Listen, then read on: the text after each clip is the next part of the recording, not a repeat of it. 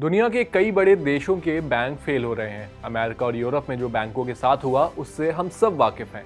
वहीं अब अमेरिका के हालात सुधरते नहीं दिख रहे और अगर स्थिति ऐसी बनी रही तो आने वाले दिनों में कई और बैंक संकट के घेरे में आ जाएंगे। अब ऐसी ही चिंता दुनिया के दिग्गज निवेशक और अरबपति वॉरेन बफे ने जताई है। तो चलिए जानते हैं कि आखिर दुनिया के सबसे दिग्गज निवेशक ने अमेरिका में जारी बैंकिंग संकट पर क्या कहा है। दरअसल अमेरिका के बैंकिंग संकट पर चिंता जताते हुए वॉरेन बफे ने कहा कि बैंकिंग संकट पहली बार नहीं है, पहले भी अमेरिका में इस तरह की स्थिति देखने को मिली है और आने वाले भविष्य में भी ऐसा होगा। वॉरेन ने आगे कहा कि इस संकट से ज्यादातर लोगों को परेशान होने की जरूरत नहीं है क्योंकि लोगों के पैसे फेडरल डिपॉजिट इंश्योरेंस कॉर्पोरेशन के पास सुरक्षित हैं। अब भले ही बैंक डूब जाएं, लेकिन ज्यादातर निवेशकों के पैसे अमेरिकी फेडरल डिपॉजिट इंश्योरेंस कॉर्पोरेशन के पास सुरक्षित हैं। तो चलिए अब समझते हैं कि आखिर अमेरिका में बैंकों के डूबने पर क्या नियम है।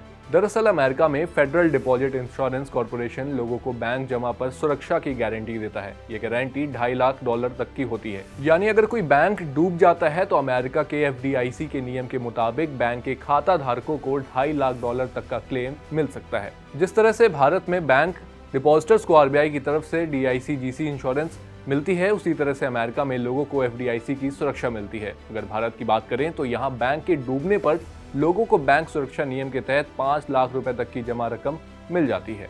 अब वापस अमेरिका पर आते हैं तो गौर करने वाली बात यह है कि इस बैंकिंग संकट को लोग साल 2008 के बैंकिंग संकट से जोड़कर देख रहे हैं। अमेरिकी सरकार बैंकों की स्थिति सुधारने की कोशिश कर रही है तो वहीं यूरोप के सबसे पुराने बैंकों में से एक क्रेडिट स्विस पर भी संकट के बादल मंडरा रहे हैं। क्योंकि हुआ कुछ यूं कि HSBC बैंक क्रेडिट स्विस को खरीदने के लिए तैयार हुआ। सरकार ने इस डील के लिए 109 अरब स्विस फ्रैंक का बचाव पैकेज भी तैयार कर लिया और यहां तक कि स्विस पार्लियामेंट के अपर हाउस ने इस पैकेज में सरकारी योगदान को मंजूरी भी दे दी। लेकिन मामला अब लोअर हाउस में अटक गया है, जिसकी वजह से क्रेडिट स्विस के निवेशकों में अब भी चिंता बनी हुई है। हालांकि वॉरेन बफे के इस बयान से शायद निवेशकों को थोड़ी राहत जरूर मिले, लेकिन फिलहाल ये बैंकिंग संकट खत्म होते नजर नहीं आ रहे। आपकी इस पर क्या राय है, हमें कमेंट बॉक्स में जरूर बताएं।